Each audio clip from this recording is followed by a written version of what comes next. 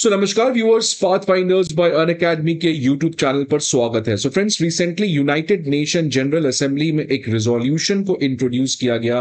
उस रिजोल्यूशन में अफगानिस्तान के अगेंस्ट काफी चीजें कही गई कि अफगानिस्तान में टेररिज्म हो रहा है, अफगानिस्तान में डिस्क्रिमिनेशन हो रहा है, अफगानिस्तान में ह्यूमन राइट्स वायलेशन हो रहा है और तमाम चीजें। भारत ने फ्रेंड्स उस पर्टिकुलर रिजोल्यूशन में वोटिंग के दौरान एब्सटेन करना चुना। मतलब भारत ने फ्रेंड्स ना ही यस बोला ना ही नो बोला, भारत ने इनफैक्ट एब्सटेन किया। एब्सटेन करने का मतलब होता है फ्रेंड्स, ये फॉरेन पॉलिसी में एक बहुत इंपॉर्टेंट पोजीशन है। आप इस रिजोल्यूशन के फेवर में जा सकते हो, या अगर आपको लगता है कि रिजोल्यूशन में सब चीज गलत है तो आप इसके अगेंस्ट जा सकते हो। लेकिन अगर आप एब्सटेन करते हो, इसका मतलब कि आप इस रिजोल्यूशन से कुछ हद तक सहमत हो, कुछ हद तक सहमत नहीं भी हो। तो ये काफी friends pragmatic foreign policy step होता है। सेम एब्सटेशन भारत ने रशिया यूक्रेन वॉर के समय भी लिया था। लेकिन अब सवाल आता है फ्रेंड्स कि अफगानिस्तान के उस रिजोल्यूशन के ऊपर भारत ने क्यों एब्सटेन किया। अब इसके बहुत सारे मायने हैं फ्रेंड्स। एक बात तो क्लियर है कि आज भारत जो है वो कौटिल्य नीति को लगा रहा है। उन आदर्शवादी विचारधाराओं से हटकर जो भी हमारे देश हित में जरूरी है वो भारत खूब बढ़ चढ़कर कर रहा है। लेकिन फ्रेंड्स, साथ ही साथ भारत ने उन तमाम यूनाइटेड नेशन कंट्रीज को भी एक्सपोज किया कि आप बहुत ज्यादा अफगानिस्तान को लेकर चिंतित होते हैं, लेकिन ये चिंता आपको पाकिस्तान को लेकर क्यों नहीं है। बिकॉज इन सभी चीजों का कर्ता धर्ता तो पाकिस्तान है। अगर आप टेररिज्म की बात करते हो और उस टेररिज्म के रिजोल्यूशन में आप पाकिस्तान को मेंशन नहीं करो, देन उस रिजोल्यूशन का क्या ही काम। सो फ्रेंड्स, भारत ने इस डुअल स्टैंडर्ड के अगेंस्ट भी ये सोचा कि एब्सटेन करना ज्यादा जरूरी है। बिकॉज रिसेंटली आपको पता है फ्रेंड्स, भारत में किस तरीके से पहलगाम टेरर अटैक हुआ, लेकिन उस समय यूनाइटेड नेशन जनरल असेंबली कहां रहती है। तो फ्रेंड्स, भारत ने इस बार डेयरिंग स्टेप लिया है और आपको हैरान हो जाएगी कि केवल 12 कंट्रीज आउट ऑफ 193 कंट्री की मैं बात कर रहा हूं, उनमें से केवल 12 कंट्री ने एब्सटेन किया, जिसमें इंडिया एक अकेला कंट्री था इस पर्टिकुलर सब कॉन्टिनेंट का। तो फ्रेंड्स, ये बताता है कि भारत जो है it has now the courage to act alone जब हमारे नेशनल इंटरेस्ट की बात आती है। तो न्यूज क्या है फ्रेंड्स, पहले आप ये देखें कि इंडिया ने यूनाइटेड नेशन जनरल असेंबली के ड्राफ्ट रिजोल्यूशन जो अफगानिस्तान के लिए इंट्रोड्यूस किया गया था, उसमें वोटिंग के द्वारा अपने आप को एब्सटेन कर लिया। भारत का एक लाइन में अगर मैं बात करूं, आर्ग्यूमेंट क्या था, भारत का कहना था कि ये जो बिजनेस एज यूजुअल अप्रोच है, इससे आप जो आउटकम चाह रहे हैं अफगानिस्तान में वो कभी भी नहीं होने वाला है। बिजनेस एज यूजुअल अप्रोच का मतलब वही घिसा पिटा तरीका, कोई कंट्री में कुछ हो रहा है उसके अगेंस्ट रिजोल्यूशन लिया।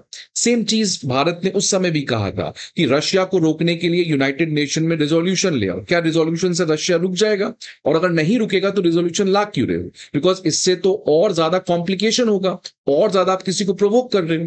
तो फ्रेंड्स, भारत ने यहां पर एक नया फॉरेन पॉलिसी का भी शोकेस किया है। भारत ने कहा है कि आप इस तरीके से वही घिसा पिटा तरीका कि या तो आप तालिबान के अगेंस्ट चले जाओ या आप तालिबान के साथ बिल्कुल हाथ में हाथ मिला के खड़े जाओ, ये इस तरीके से बिजनेस एज यूजुअल अप्रोच नहीं चलेगा।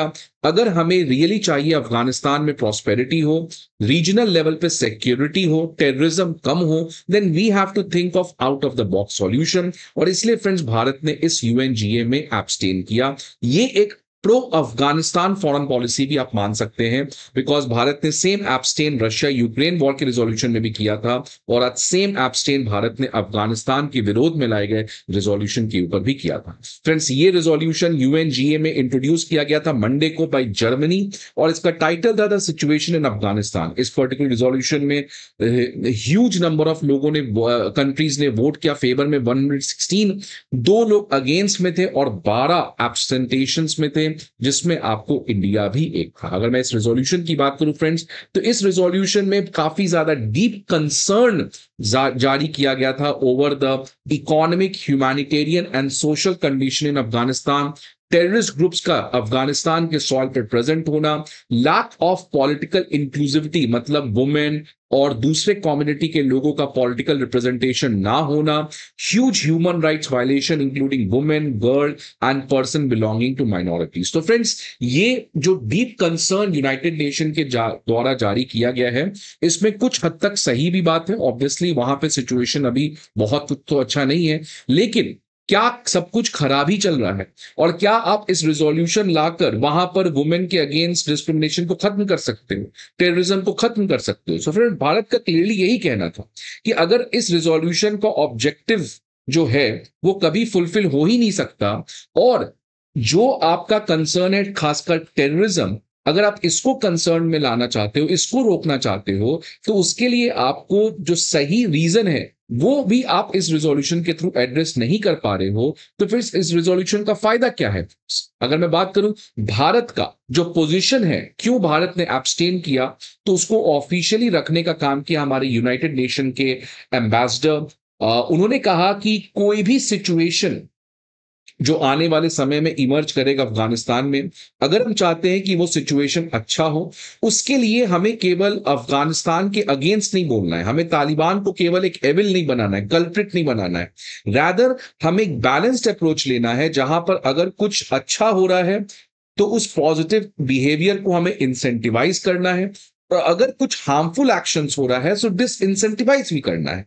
आपकी तरह नहीं कि केवल अब तालिबान जो है वो सब कुछ खराबी कर रहा है तो इसलिए तालिबान को खत्म कर दो। तो इस तरीके से, बायस तरीके से अगर आप काम करोगे तो things can never work out.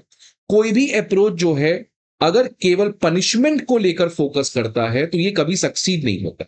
Rather हमें एक बैलेंस्ड और नुआंस्ड अप्रोच चाहिए, जहां पर हम राइट को राइट कह सके और रॉन्ग को रॉन्ग कह सके। और इसीलिए बिजनेस एज यूजुअल अप्रोच काम नहीं करेगा। जब से तालिबान आया है अफगानिस्तान में कितने रिजोल्यूशंस आ गए, बट उससे कोई भी फर्क अफगानिस्तान के सिचुएशन में एज सच नहीं पड़ा है। मेन आर्ग्यूमेंट फ्रेंड्स भारत का यह कहना था कि आपका जो कंसर्न है टेररिज्म, उस टेररिज्म के कंसर्न में जब तक आप स्ट्रक्चरल इशू को नहीं ठीक करोगे तब तक काम नहीं बनेगा। आखिरकार फ्रेंड्स, अफगानिस्तान में कोई वेपन की फैक्ट्री तो है नहीं। अफगानिस्तान में वेपन कहां से आ रहा है, अफगानिस्तान में पैसा कहां से आ रहा है? तो उन सभी चीजों को कहीं ना कहीं रीजनल लेवल पे स्पॉन्सर किया जा रहा है, तभी तो लश्कर तैयबा, जैश ए मोहम्मद जैसे संगठन है।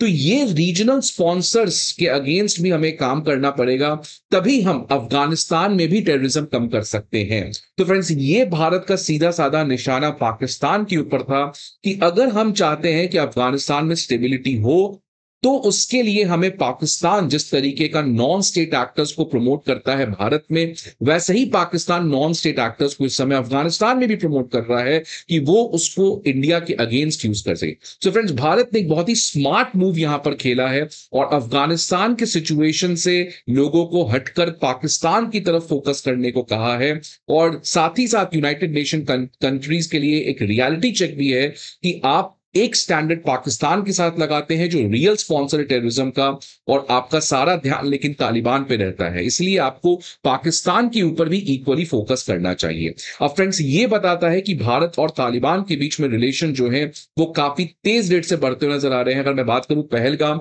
तो पहलगाम के बाद तालिबान जो है वो बिल्कुल भारत के साथ खड़ा हो गया और कहा कि रीजनल सिक्योरिटी के लिए हम भारत के साथ मिलकर काम करेंगे। और इसके बाद पहली बार आज तक के इतिहास में भारत के फॉरेन मिनिस्टर ने तालिबान के फॉरेन मिनिस्टर के साथ 1-to-1 बातचीत की। और देख सकते हैं फ्रेंड्स, एस जयशंकर जी का सोशल मीडिया पे ट्वीट भी आया, good conversation with the acting Afghan foreign minister. तो ये फ्रेंड्स ऑपरेशन सिंदूर के बाद हुआ। मतलब आज अगर मैं बात करूं तो भारत और तालिबान बहुत ही क्लोज आ चुके हैं इस पर्टिकुलर प्रॉब्लम के बाद। और अब फ्रेंड्स, आपको पता है कि एक ऐतिहासिक चीज हुआ है 4 दिन पहले, जब रशिया पहला कंट्री बना है उस जिसने अफगानिस्तान के तालिबान गवर्नमेंट को ऑफिशियल मान्यता दे दी है।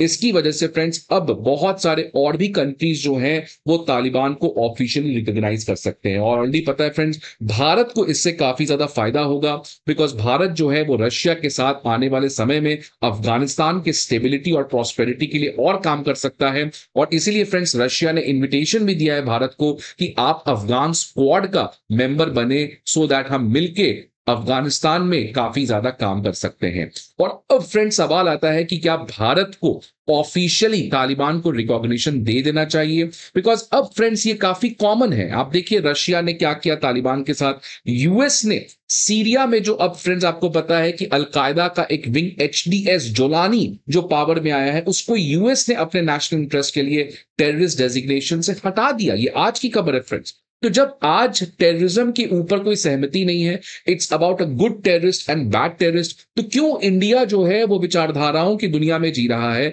क्यों नहीं हमें भी तालिबान को ऑफिशियल मान्यता दे देनी चाहिए? बाद में क्या होगा ये किसको पता, राइट। और इसके थ्रू फ्रेंड्स हम, क्योंकि आज आपको पता है कि डिप्लोमेसी में सही स्टेप मायने नहीं करता है, सही स्टेप सही समय पे। अगर मान लीजिए हमसे पहले पाकिस्तान कर ले, हमसे पहले चाइना कर ले, तो फिर उसका मैटर अलग है, राइट। सो इसलिए भारत को इसके ऊपर एक सीरियस डिस्कशन करना चाहिए कि अगर चाइना और पाकिस्तान अभी नहीं कर रहे तो क्या भारत को फ्रंट फुट पे खेलकर एक बहुत ही स्मार्ट रियलिस्ट फॉरेन पॉलिसी यहां पे खेलना चाहिए? फ्रेंड्स आपके क्या व्यूज हैं, please let me know in the comment box. I hope आपको ये वीडियो अच्छा लगे। See you again some another video, till then goodbye and take care.